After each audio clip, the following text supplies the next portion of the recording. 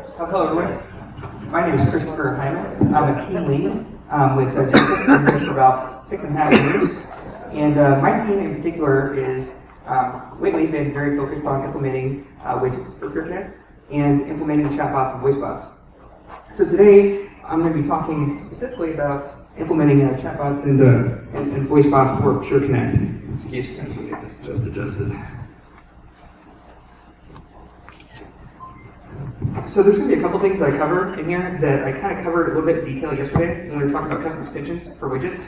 Because chatbots are kind of delivered through widgets as a way to kind of have that chat, a lot of ways that you would integrate in a custom fashion with chatbots tend to use things like custom extensions for widgets. So there might be some things that I do talk about here that may not be totally clear if you weren't familiar with that particular presentation. Those slides will be up though online. And I can always answer any questions afterwards as well, or if you have any questions during, so feel free to ask. Other than that, then, really what this is going to be focused on then is just kind of doing a survey and overview of what we can do now with PureConnect with bots. It can be covering things like intelligent automation, Amazon Lex, Dialogflow, IBM Watson, and we're going to slightly just touch on VoiceBots just a little bit. There's been other breakouts and things like that that have been focusing a bit more in depth on building bots and things like that. So really, what I'm here to talk about today is how you bring this to PureConnect and how you use it with PureConnect. So with that said, the agenda then, what we can follow is what's available now today for chatbots. Chatbots with Dialogflow, Lex, and Watson. Chatbots via intelligent automation. VoiceBots with intelligent automation. Attaching data with custom extensions.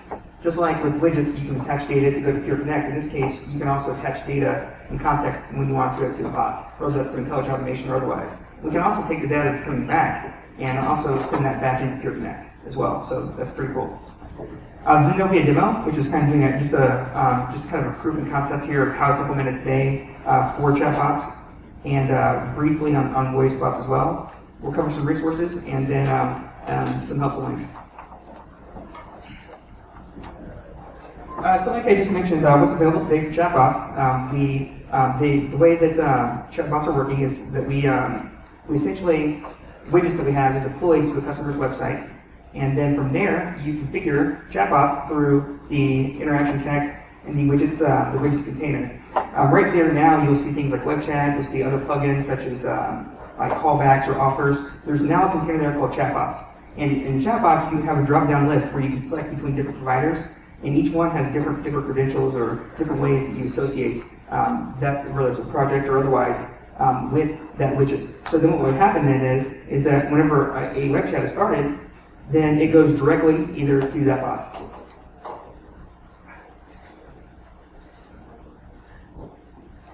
So first, just kind of talk about with Amazon Lex. The way that, if you look here in the middle, I'm hoping that this is high up enough here. I can try to zoom. I don't know if I can zoom or not. But this is actually what that container looks like here in the middle. And so whenever you want to link up Amazon Lex, the only things that you need there really are, we use, sorry about that. We use AWS Cognito for authentication. And Cognito would be just pretty much, you create a Cognito ID through AWS. That's what we use to actually sort of authenticate, so to speak. Other than that, the items that you'll have there is just an alias for the bot that you have. There's a couple other unique things here that I'll be discussing as well, and those are the ideas of what a welcome trigger is, a check transfer identifier, and check ended intent. So what those tie into when you look up a bot is if I have a bot, how does the bot tell us when we need to transfer to an agent? What necessarily is considered to be a welcome intent, so I can get a certain message from the first message that's going to the bot. How do I know the chat is ended if there's no specific identifier? So what this does is it gives a way where you can take specific intents that are coming back from your bot, say like Lex, and then once these are configured, we'll automatically recognize those particular intents and understand that those actions need to take place. Now, one thing that's pretty cool about bots, and I should have touched on this before, is that this is part of the entire Genesis Cloud thing that you may have been hearing about. This is using the shared services, the bot messaging service or gateway that we have in the cloud, which is handling this, is completely independent of PureConnect. And so it's something that's being shared and it's something that is frequently updated. It's not tied to the same release cycles as PureConnect. So there's a lot of other cool stuff there that you're getting from the whole Genesis Cloud concept with how all this works with PureConnect. Aside from that, with Lex, there are a couple other neat things that I want to highlight with implementing with Lex. In particular, agent transfers are just a little bit more difficult with Lex because of the way that they handle fulfillment. So in the case here, this is how we go about accomplishing that. Just kind of for ourselves for the demo, we have an intent called agent transfer, and then up here on the right, whenever we're building out our instances, it can be something like I want to talk to an agent, I want to talk to a person. It can be any variety of phrases that you'd like to use. Once you have those phrases in place, though, you actually have to use a lambda for fulfillment. And the fulfillment is actually basically what this is here, and it's actually pretty much comparing, is the intent that came through, is this, if the intent is agent transfer and it matches, then that identifier, which you might see here under session attributes, which says is transfer, or is conversation ended, that's pretty much what has to be set for Amazon Lex whenever you want to do any integration that's coming back to PureConnect. So for Amazon Lex, they call it session variables. If we go back here just one slide, you'll see here that under the Amazon Lex chat identifier, we had is transfer, and under the Amazon Lex chat ended intent, we had is conversation ended. So the way that we are able to map back an intent that's going into Amazon Lex and get that back to PureConnect to make a decision is based upon the identifier that we mentioned here, and essentially our ability to use from Amazon Lex to determine, well, the intent that they wanted was the agent transfer. So let's set that session variable for is transfer to be true. What that means is when we get the result back, the intent result back from the bot, in this case Lex, we'll also see that session variable is set. And that's what lets the bot gateway know that it needs to transfer to an agent. So if you're implementing a bot in Lex, you're probably already familiar with the idea of fulfillment and the fact that you probably need a lambda back in your bot to do certain things. This is just one particular approach to how you would set the session attributes, in this case, to actually tell us that we need to do a transfer if this is what was coming back. So and I'm sure there's lots of examples as well. All this in terms of setting session attributes through a lambda, that's really what this is. What this is just a case where you need to have a lambda for your chatbot that is setting some type of session attribute, because presumably there's something you want to do for it, and there's probably many use cases.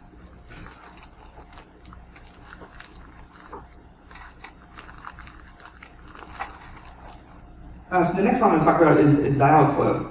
Dialog flow, a lot of people have a lot better experience with dialog flow. With dialog flow, we authenticate right now, and I know it seems like it's a little heavy compared to just a Cognito authentication ID. We authenticate with a client key and the Google client email.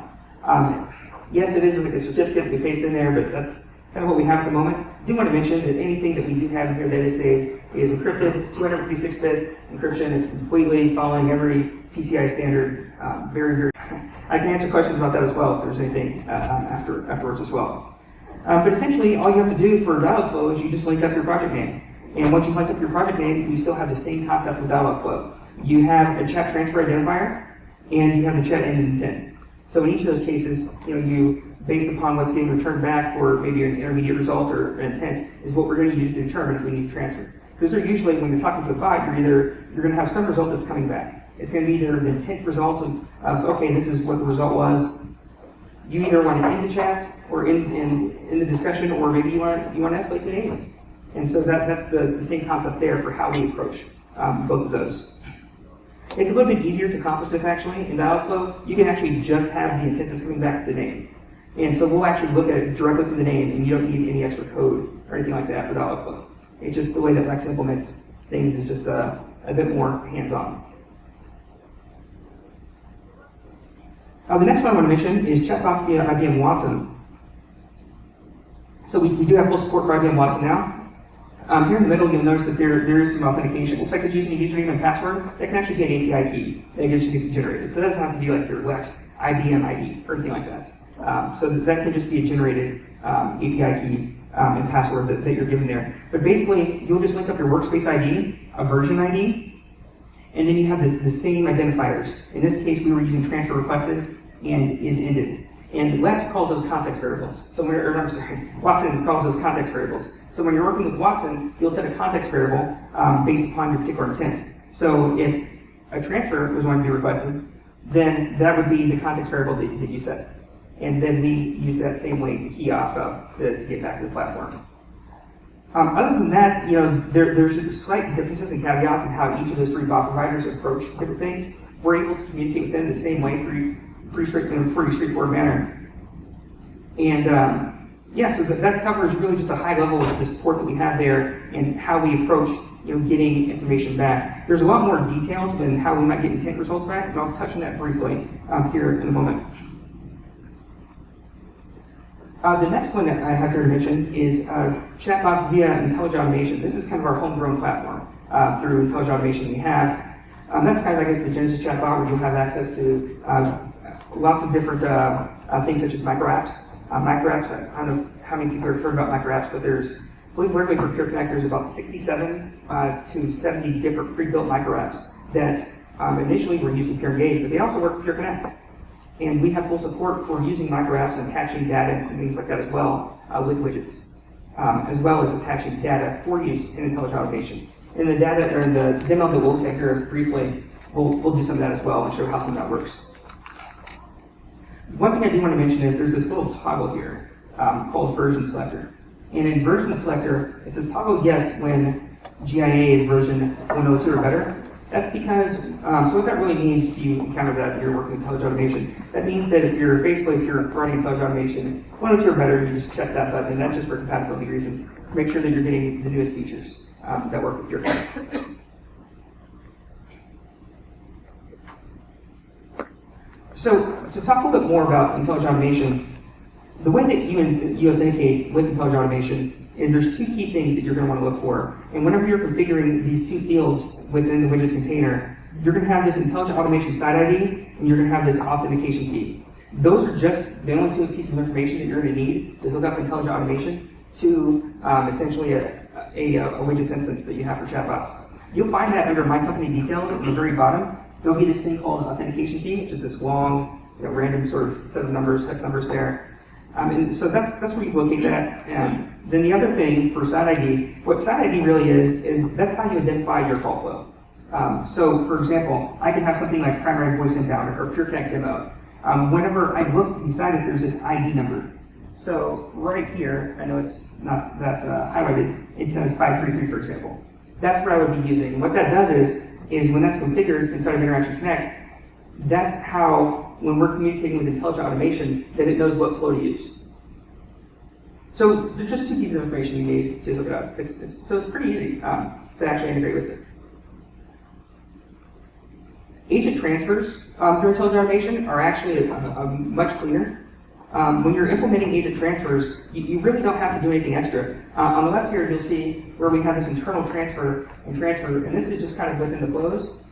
Internal transfer just automatically knows how to do a transfer with PureConnect. So you don't have to worry about having identifiers or anything like that. You can actually just build out your flow naturally, and it just works. If you do happen to look under internal transfer, the key piece that you want to pay attention to there is when it talks about exiting to a routing strategy, because that's really what it means to actually do a transfer. So whenever this occurs, that's going to let us know that this chat needs to get routed to an agent. Nothing else required there for that, so it's pretty clean. Whenever you're wanting to attach data to Intelligent Automation, that's another one that we've had a lot of questions about. So in particular, let's say from the widgets main interface, you can have participant name, you have first name, last name, subject, transcript email address. Those are all sort of things that you want to be able to get over to Intelligent Automation, because maybe you're using that for context, maybe you're using that as a way to look up who they are, so you just have to ask what the email address is again. Whatever the use case there is for that specific, that will just work pretty much automatically now.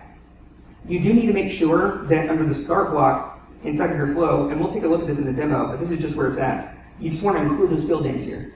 Once those field names are included, over here on the right-hand side where you have prompt wording, so this is how, if you were phrasing a prompt that was going back out to the person in web chat at work, it's actually the same whether it was using like a visual persona or even voice. This is how you would actually reference that variable, so to speak. You would use that bracket notation, whereas var with the colon, participant name. So that's how you would actually get to that data through a prompt. And then at the bottom here, you have this complex script. So this is that scripting area where you have the ability to do a lot of different types of fulfillment and so forth from within your actual steps within the intelligent automation. In that case, you would just do something like context.get variable.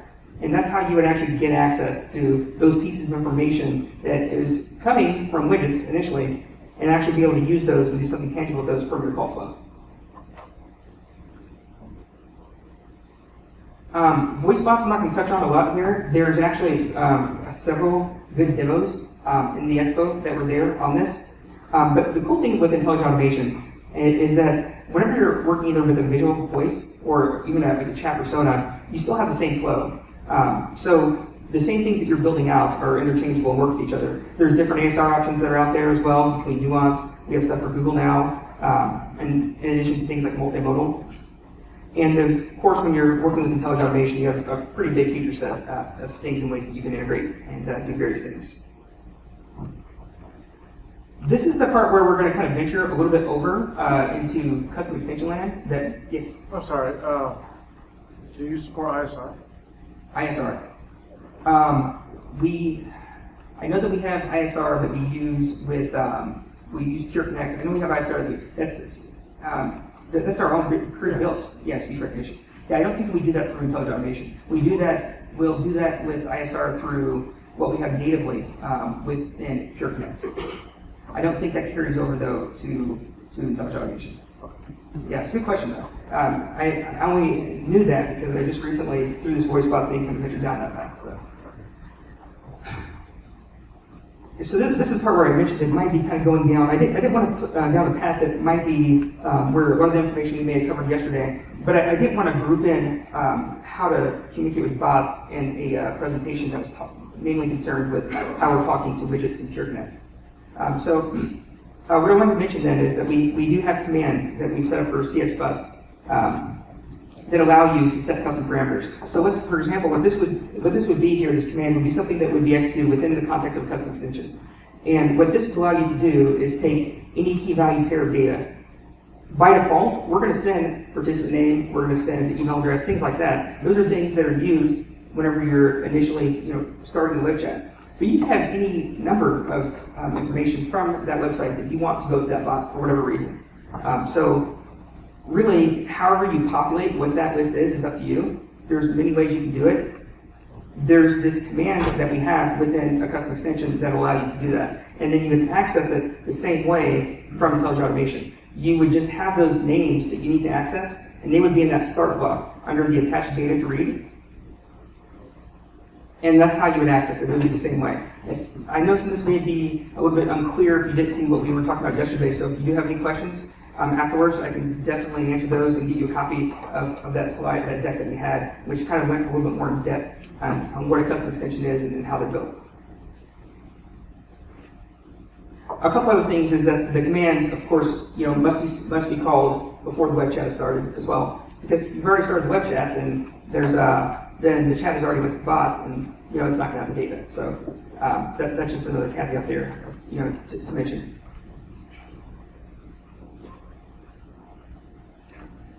This is the one that it looks like for micro apps. We actually have one for micro apps as well, because whenever you're working with a micro app, a good example of a micro app might be, let's suppose that you need to take a secure payment. This is just an example. So you're talking to a bot, and for PCI reasons, probably in particular, you need to make sure that you have a channel that you're able to do a secure payment that isn't going through all these hops of all these other microservices out in the cloud. So within intelligent automation, you can choose to send down a micro app. When you send down the micro app, what will happen is this little box will pop up depending on the type of micro app. If it's, let's say we're talking about the secure payment, and this box that pops up will be just like a new widgets window, and it actually talks directly to intelligent automation. So it cuts out all the other hops, it cuts out all the other services, and it's also through a secure connection. So in that particular case, there's a lot of times when you need to be able to set information or set context that's going to be going back to that micro app, so that micro app can have some context for what it's doing, whether it's trying to look at the count or whatever it is. It could be that you don't even want the micro app to require the user to put in something that you clearly have, maybe right on the screen, such like an account number. So the way that you would approach that would be through a bus command that is, in this case, it's set speech storm custom data, and it just takes the same list of key values. And what happens is that context gets attached, goes to the micro app has what it needs. So that's the way that we approach that for micro apps. A couple things I want to mention with that. Micro apps are generally initiated by a chatbot flow to a web chat user, but you can actually also send it from the agent to the web chat user as well, even if they're not using a chatbot.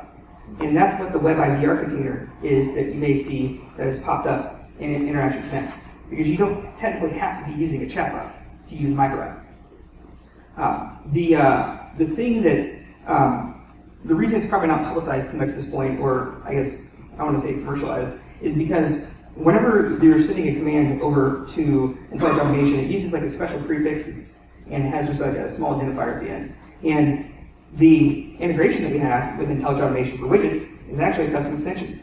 And what it does, just like a lot of other custom extensions might do, is it listens for messages that are coming in, and when it receives that identifier, it knows that it needs to reach out to IntelliJ Automation and pop up a window. So really, that means it doesn't matter how widgets or web chat happens to receive that identifier. As long as it receives it, it's going to open up that micro app. So response management, for example, is a great kind of way to pair something like that, where maybe you have canned responses that already have these things in there, and you can easily just sort of choose a response to open a micro app. That's something that is possible out there that I want to mention. The other thing I want to mention as well is that micro apps, when they go directly to IntelliJ Automation, there is a reverse proxy that you can specify that is in there for the web apps, or for the web IVR, if you do need one. So it doesn't expect you to go directly to IntelliJ Automation. With that, I was going to do a demo, just kind of a survey of the chatbots and VoiceBots, just kind of take these concepts that we talked about, which have been kind of all in slides, and just kind of pair them together to see what it looks like in the interface, and actually how they're configured. I did this yesterday. I was able to escape out of here, so hopefully all goes well.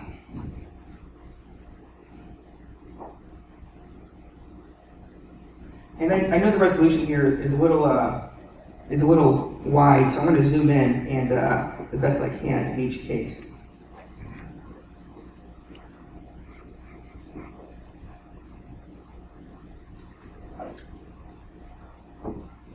So in this case, I have a widget that I'm editing here, and I'm going to go over here to plugins. And under plugins, this is the list I was talking about, and you can see down here in the bottom of the list we have chatbots, which is selected. And when I expand the chatbots, in this case, I see that I have the bot provider, Genesis Intelligent Automation. I have the URL that I'm using, in addition to an authorization key, my site ID, whether I'm using a reverse proxy, and a server. So in this list here, when I select, I have the options between IntelliJ Automation, Lex, Dialogflow, Watson, and I can switch back and forth in between these. If I switch over to Lex, for example, it still has my credentials and my information here populated. So if I have multiple bots that I might happen to use, and we're switching for whatever reason, then I can easily switch back and forth here. It has my bot name, like BookTrip, bot gateway in this case, BookTrip schema bot. So if I look at this particular bot here, and I go over here to Amazon Lex, and then this is where we had the agent transfer that I showed you before previously, where we had set up I would like to talk to an agent, I would like to talk to a person. And then down here was, I believe, where we had it set up to the function. I don't know why it's not showing here on this at the moment, but I know that's what that's tied to, is back this particular lambda that was tied into it.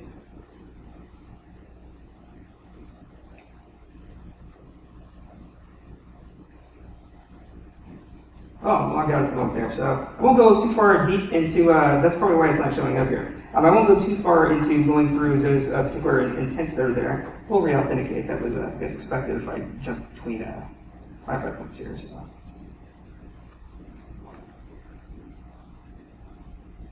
Okay. There we go. It's got it now. I just wasn't logged in. So if I go over here to View and Lambda Console, then here's my book trip code hook.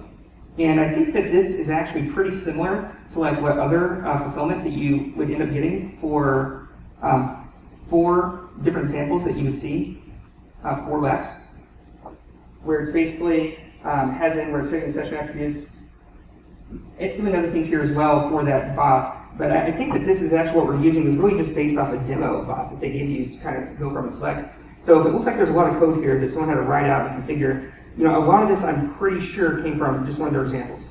And we just pretty much added in, what agent transfer means. Yeah, so then if I go over here to Interaction Connect then, and I select Lex as the bot and I save it, it takes place immediately, automatically saves.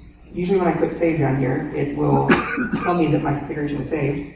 And then I go over here to this gcare site, and which I was using yesterday for an example. And as soon as Widgets loads over here, it's automatically just going to be updated. It's always know to go to that bot. So,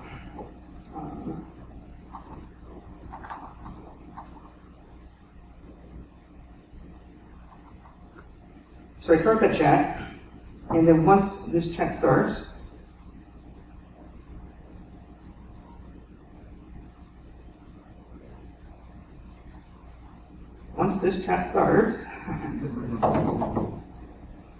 drum roll. Okay. So we're at the book trip bot gateway. It says, greetings, I'm the book trip bot gateway chatbot. I'd be happy to help you. Is that okay? And so in this case, this is what's linked me up directly over to this flow. And I'm not that familiar with this bot, but I see that there's a welcome message here. And so it should be that if I want to book a hotel, I could say something like, I want to make hotel reservations. These aren't meant to be very complex bots. This is just meant to show how we would, hook up to PureConnect.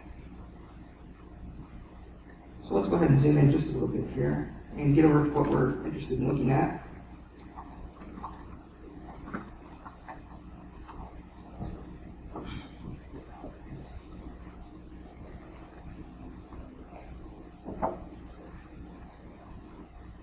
So what city would you be staying in? So then it's going to go through the same flow here. If we go back over here to Lex, then we'll see here that it's trying to actually, here's the slot that it's elicited. It's elicited the what city will you be staying in slot. So it's trying to fill basically location.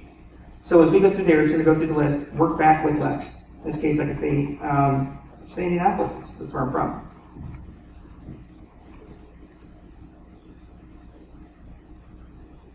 And at some point, if I do want to do the agent transfer, and this won't actually, in this demo, it's not actually going to transfer over to an agent, but I could just simply say something like agent, and it would detect that as wanting to, it should detect it just by saying agents, based on the utterances. And then that's when it says, please wait while I transfer you to an agent. So at that point, it recognizes that this is something that needs to go back to the server in PureConnect. And that's all based upon using this agent transfer intent, setting up here, I would like agents, I would like to talk to an agent, and then part of that Lambda function, which is already doing fulfillment for the bot, is actually what is sitting back that session variable for his transfer is true, and that's what you configure from within the widgets container in PureConnect to let it know that's what you want to use to go to an agent. So outside of Lex then, we can take a look at, in particular, dialog flow. So now if I save the dialog flow, we still have the same book trip, but it should be, this book trip one should be just a little bit different. And all I have to do is save. I just refresh here, and upon refreshing, it should pull the new configuration. That's the cool thing about how we do widgets in PureConnect, is that it's all in the cloud instance. You don't have to deal with any widget files.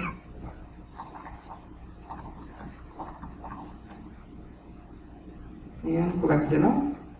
Hopefully this chat starts faster. Greetings, how can I assist? I'm hoping this is a book a hotel.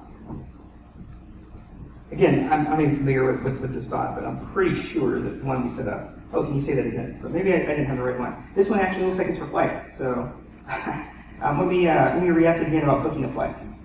So this is the dialog flow account that we're using for this bot, and this flight.book is the intent for book trip. That's what we have configured in Interaction Connect here for this bot. So we'll go back over here to, and we'll just, in this case, we'll try to say book a flight.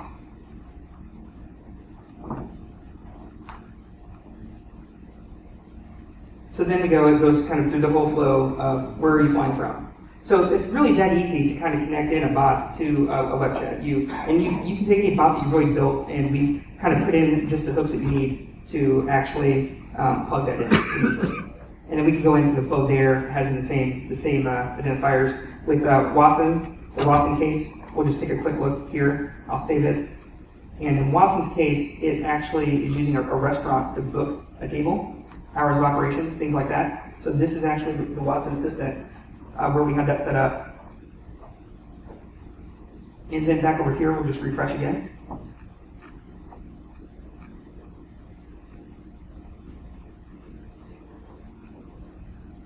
Zoom out there, and we'll do this one more time.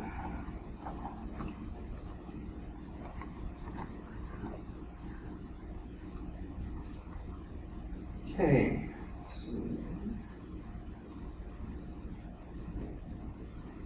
Okay, so, how can I help you make reservations? And in this case, hours of operations, I think, is one that had an intent. So we'll see what it says.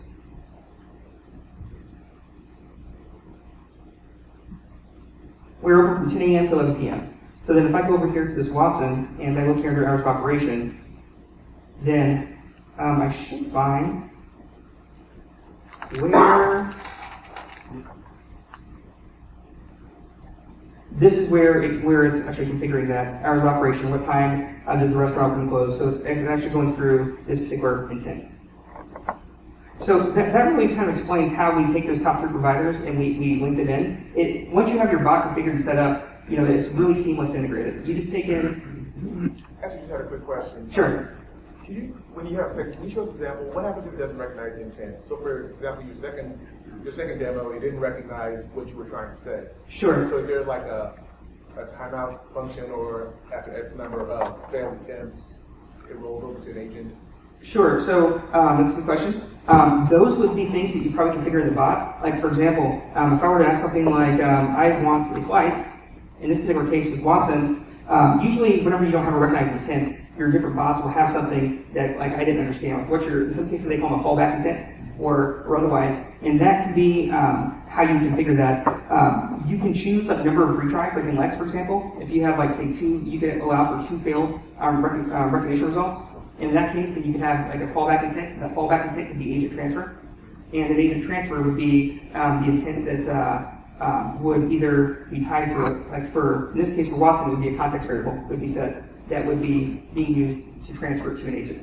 So most of those things are all going to be within your control from the bot that you're working with, and just how you kind of set that flow. What we're doing is we're just providing that layer of communication such that the same responses that you would get back if you were dealing with a bot from, their test window, for example, you're just getting that through the web chat on the website. And at the same time, you're able to get the data back and forth and over to PureConnect.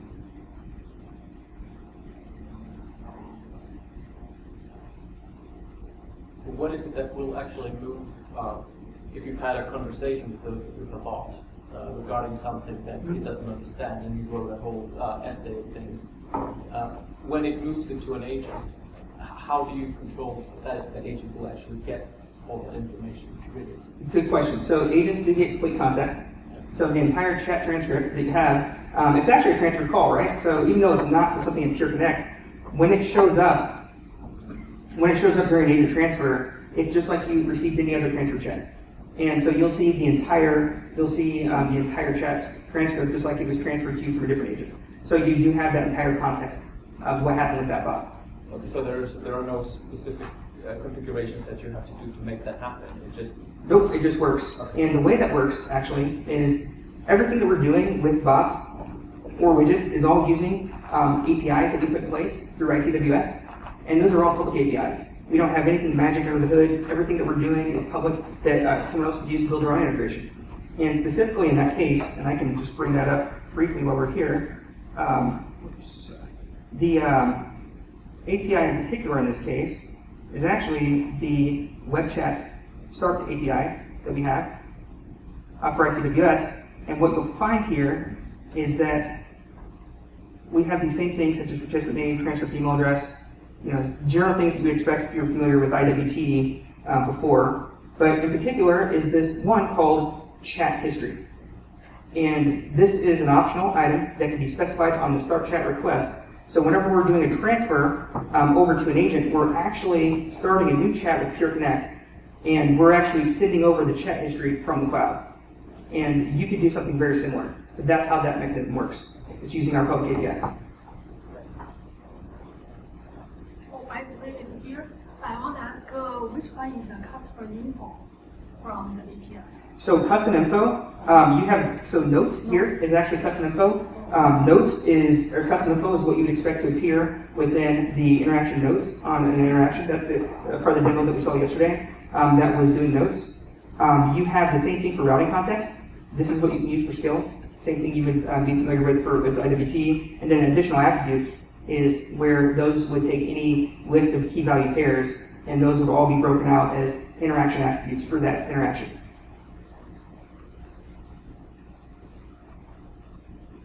And that's actually how it works in point with IntelliJ Automation now, where if you're attaching data that's going to a flow, at the end of that flow, whenever there's data that's ready to come back, we actually need maybe it could be a ticket number. And once the bot is returning, and the bot is deciding to transfer this to an agent, the bot wants to be able to say, okay, here's the ticket number. So when it goes over to an agent, the agent, you would want to see that number. It works the same way, where it's actually the cloud, Genesis Cloud, and the bot data that we have up there, it's actually starting that chat, specifying in that information, and that's how it makes sure that context shows up for that interaction.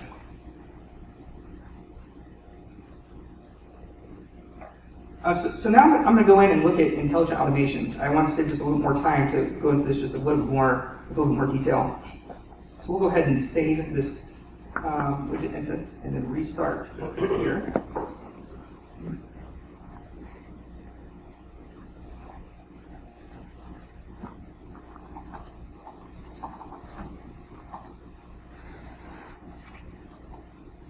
So we're just going to demo subject.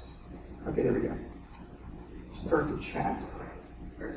Now, this chat's going to show just a little bit differently because we're actually doing things immediately with that context. So with those 4 items that showed up, immediately you see, hello, Christopher Hyman. Welcome to this support group. What do you need to know about demo subject? That was the subject that was put in whenever we started web chat, and then it knows what my email address is. So already, this is what I showed back in the slides, where we had those 4 items that we had to put into the start block, and this is where it was reading that context back. And I'll show you exactly what that looks like in IntelliJ Automation. But this is an example of where it's kind of echoing back the fact that it was able to get that data from widgets into the bot and use it. So we'll go over here to IntelliJ Automation and actually pull up what that particular flow here. This is, I believe it's version 102. Might not be the latest and greatest out there, but it's certainly nice.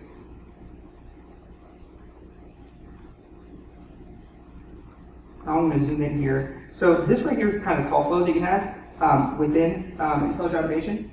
And it's set up in a lot of way like Designer in a way where you're actually building out your flows. And when you build out these flows, like if I was looking at a prompt, like I can click on something here, say for like a prompt or a menu. When I do that, over here on the right, I'll see this thing that says persona. So I have one for voice, visual, and chat. So this kind of shows that the same flows that I'm building out here for voice or for is something that I can still use for web chat. So I could use a voice. What I'm building here for a chatbot could also be a VoiceBot. And it can also be used for a web IVR that I want to integrate in, say, on my website, which is another way that you can use microapps as actually embedding them on the website. The difference there being that when you embed a web IVR on a website, you don't have a context of interaction. So maybe it's a survey, maybe it's any number of different things there, but it just doesn't have an actual interaction. That's what really separates maybe what a chat is. Something you would use maybe for visual, as a visual IVR and voice. So in this case then, when I select in between I can read your prompts, I have like, here's things like, says like, this is an initial prompt. If I go over here to visual, it might change it over here to be something for, say, text-to-speech. So that just kind of shows that the flows that we're building, that are getting built here, can be used for every context. It can be used across the board. So you only have to build once, and then you can reuse it in different ways. Same thing that you would expect if you're doing something in Lex or you're doing something in Dialogflow, where you can do the same thing, whether it's for voice or for text. This was that start block that I was talking about, where I put in those field names that I want to fetch. So just name, subject, transcript email address, And that's where those would be put in. But in addition, it could also be custom fields as well. So maybe I have account number or something else, it could be ticket number. Whatever that is that I want to read in from my website, I can put in here, and it's going to know to look for it. The very first block we had here is actually one that we just have here for testing, but it's looking actually for this override variable. But it's the same part where we're doing the complex script. What the complex script types here are being used for is it's trying to return which way it wants to go down the path. So if it returns down success, it'll go down one path. If it returns down override, it'll go down a different path. And it's making its decision here based upon whether or not it received override as a parameter that was custom from a bot. In the override case, it goes to the left. In the success case, it goes down to this welcome. So that kind of shows this is how you can do simple and quick decision making based upon if you have custom information that's coming from a bot. Maybe it could be anything really. You can take any information that you can conceive of from that website and use that at any point to go down any different path in these flows. So here under welcome we have the prompt, and that's where we had saw on the slide where we're actually putting in that var for participant name, subject, transcript, email address, and how you get access to those variables.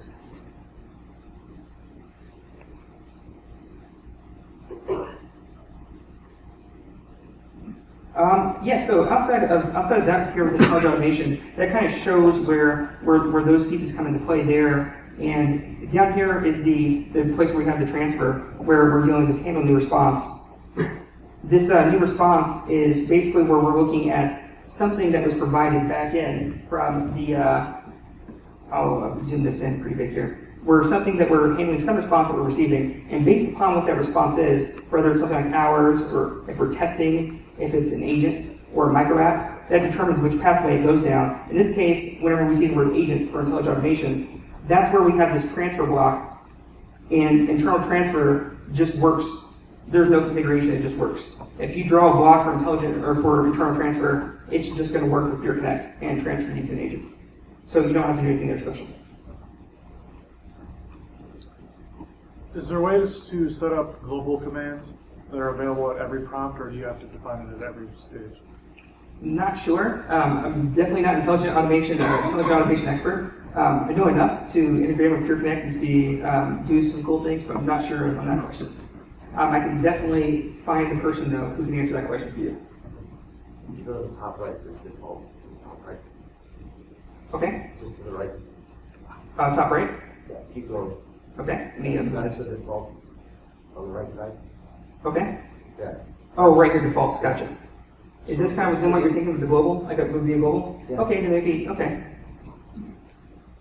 Yeah, I haven't actually worked with this before here, but it looks like it's kind of a similar sort of pathway where you can end up going to a transfer or it's working with a recognition result. And you can override each prompt. Okay. From there as well. So just to kind of take on what you're saying, so then with this default, then does this mean that if I don't have something set up on the flow a certain way, it's always going to default over to this sort of context? Yes. And then I can just apply this into all my flows that I want to use? Okay, that's pretty cool. I learned something here today myself, so it's nice. Other than that, there's lots of ways that you can test things here. I just want to point out a couple, like say WebIVR, for example. When I call WebIVR, and this one here might not be set for that purpose, it gives you the ability to test these flows in through a web window where you can see how they would work. It's also the same thing that you would end up embedding. I believe the way that you embed those, if I recall, I go over here to find the identifier. Let's see.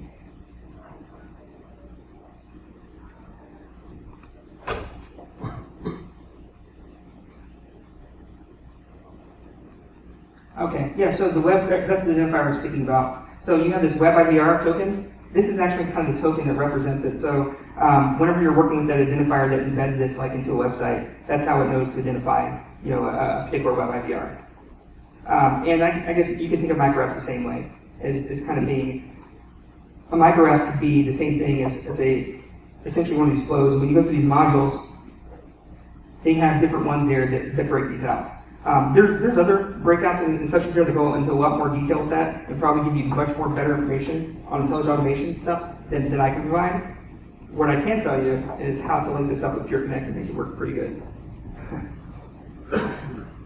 I'm sorry, I think that's really about it. The only other thing I wanted to kind of show here, and I don't, is kind of just to pretty much indicate that even with one of these primary voice inbound, you can work with the VoiceBot the same way. I don't know a lot about how the VoiceBots are constructed, but a lot of my focus has been specifically with widget and chatbots and how to make chatbots work awesome with PureConnect. But in this particular case, I have this primary voice inbound. And I can end up using this for any variety of purposes. But I have the same thing here when I want to start. There's the same start. And whether or not we have a welcome message, in this case it could be, thank you for contacting G-Care customer support.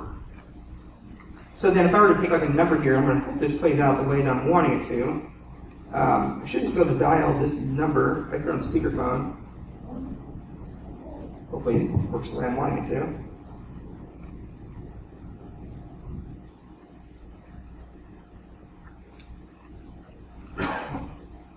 Thank you, Tim, for calling G-Care Support.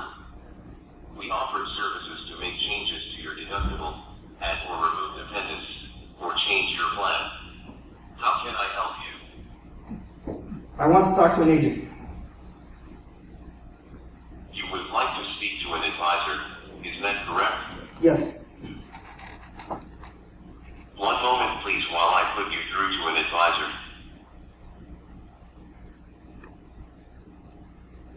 So then at that point, it would go through and kind of queue up and hold, and that's using the same sort of G-Care demo site that we were initially using here when we first talked about deductibles.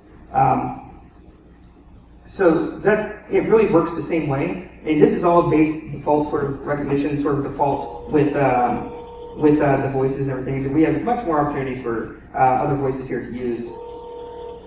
I'm not even sure where it's actually going to get transferred to. Someone might pick up, for all I know. But in any case, that's how that works with it. This is going through the same intelligent automation flow, actually through our demo. This is actually something that tech sales could show you. I think they have the same demo down at the expo, and they can do it much cooler than I can. But the purpose here is to just kind of point out and show that with PureConnect, we have this cohesive solution with intelligent automation, whereby we can do chatbots or voicebots. We can do them all in the same place. And there's great ways where you can use things where there's like Nuance or Google to kind of get that NLU and get that speech recognition and kind of provide that altogether cohesive solution. Where with intelligent automation, you have opportunities for fulfillment and other complex ways to kind of orchestrate how you're wanting to work with chatbots and voicebots. So that was really the key message there that I was wanting to deliver. I think that's pretty much it. Is there any questions about why all this stuff kind of all pulled up before I kind of go into the other parts of the slides? We have a little bit of time, so I don't know if there's any questions about any of this here in the face. Yes? Is there a minimum version of PureConnect to be able to implement the automation? 2018 R4. Now, so that was our first version. In there you'll find within widgets the web chat container, but you won't find might not find like offers or sidebar, call us. Those things came in 2019 R1.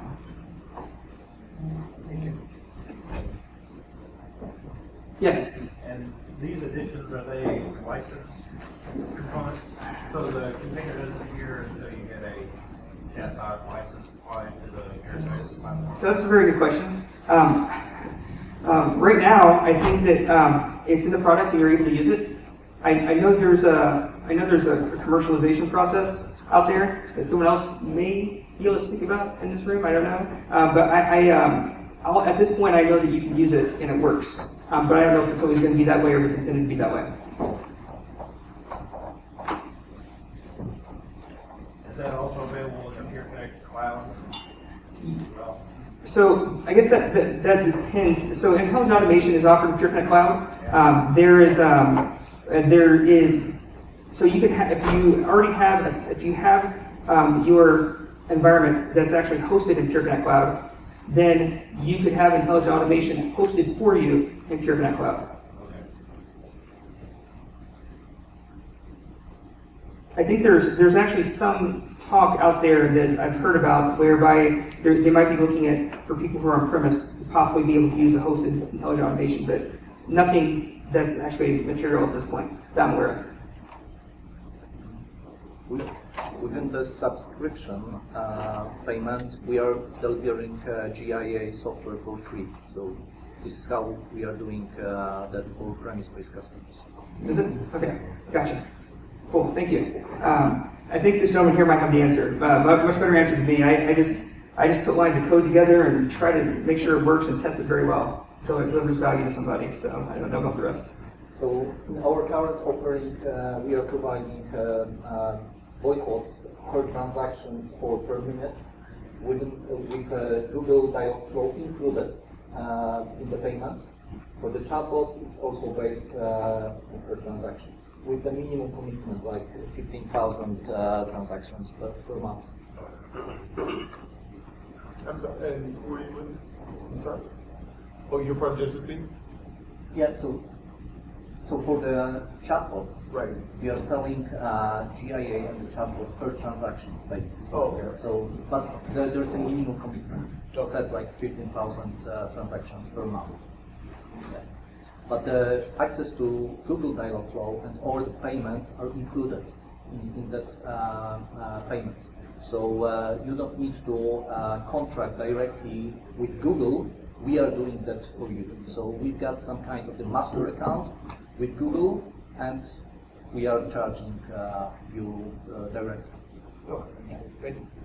And I think that's specifically within the context of for intelligent automation. Yeah. I don't know how it's intended to work at some point, because at this point, if you didn't want, the benefit you get through intelligent automation, of course, is that you have all these components bundled together, the orchestration, all in one piece, and you can use it. But the other components, like for example, with Lex, Dialog4, Watson, that are just text-based, that doesn't really give you any orchestration outside of what you can do through the bot.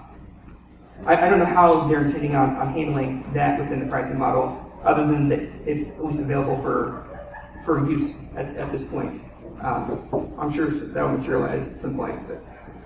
No idea.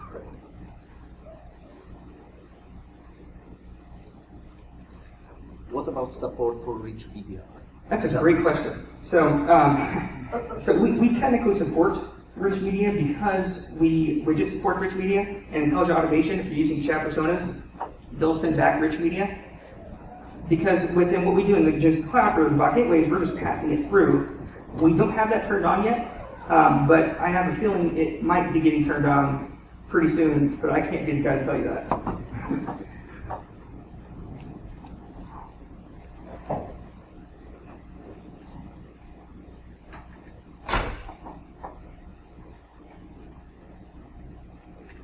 So I'll go back in over to what I had here that was remaining. The thing there that I want to add on to that is that if you do want to use chat personas with PureConnect, you got to have rich media really work. And at the moment, we don't have the piece installed or set up to make that work. But it's something that customers, it's actually been a focal point here that we've discussed, is expecting to use it and need it. So I have a feeling that it may be something that is enabled pretty soon. So I'll go back here to the slide where I left off. Sorry about that. I'm not a PowerPoint person by any means.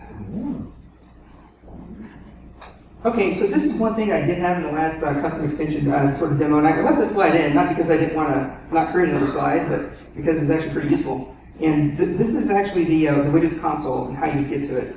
The console, the reason this is useful is because whenever you're working with, say you need to attach data, say for a bot or for a micro app, having access to this console is really useful because it will let you test out how things are being attached, whether it's being attached right, and it'll let you do it from this interface without having to have a custom script that you're writing and checking for an error, or if you're checking to see if it's actually attached. So that all that time, this will take that away. And it's just a tool that Widgets provides. So you have the ability to work with its commands and its events and register and prescribe. And all you have to do to open it is just call basically within your console. You just execute this command in the console for console.open, and that's how that gets open. We went into a bit more detail in the last presentation about how that worked. The last piece here I have to mention then is I took this helpful links, which has a single link, but it's a very helpful link actually. So I meant to show that. I'll go back over to that actually because it is very helpful. Here we go.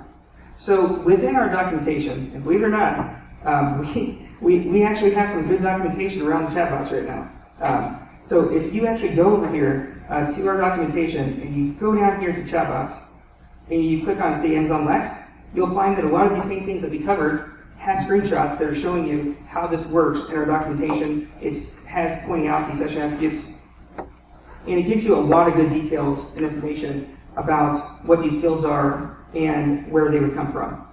Same thing, say, for intelligent automation. We have another technical reference document that goes into a lot of detail, how to look up different things there. But it'll go through those details, explain those details as well. For dialog flow, it'll actually go in and explain those details. It has screenshots here, specifically where your chat transfer identifier should go. So in your flow, if you want to know exactly where to put it, it'll show you exactly where to configure those. So there is good documentation surrounding all these things that we discussed that are out there, probably even better than what I even covered here. Same thing for Watson. It'll go through, it explains what those are, what those pieces are, where you set your context variables, what those values have to be. So for anyone who's wanting to implement whether it's intelligent automation or any of the chatbots, we do have some pretty good documentation here to guide you through that. That's all I have to show. I think if I could click to my current slide, I'll get to my thank you screen, and that's it. If anyone has any questions, feel free to ask or now or anytime would be fine.